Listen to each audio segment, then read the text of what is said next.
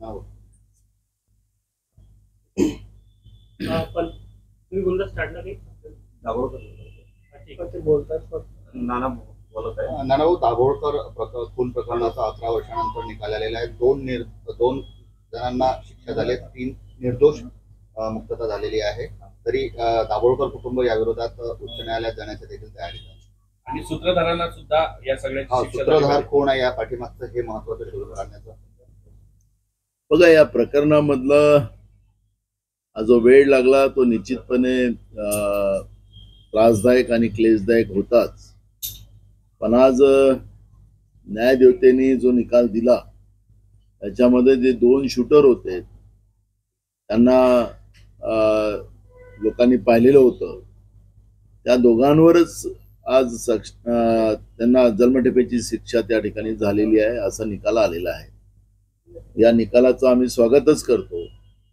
पण याच्या मागचे जे सूत्रधार आहेत डॉक्टर तावडे आणि त्यांची पूर्ण टीम, ते याच्यातून त्यांना निर्दोष मुक्तता दिलेली आहे. मी आणि त्यांचे कुटुंबीय दाभोळकरांचे सुद्धा या गोष्टीची सहमत असतील की हे प्रकरण एवढं साधं नाही आहे.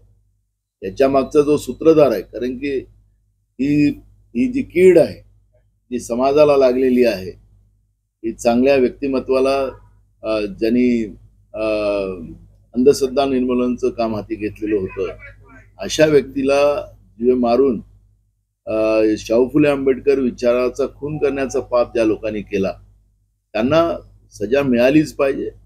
आणि म्हणून कुटुंबाचे लोक हायकोर्ट आणि सुप्रीम कोर्टाचे दरवाजे त्या माध्यमातून ठोकवणार आहेत.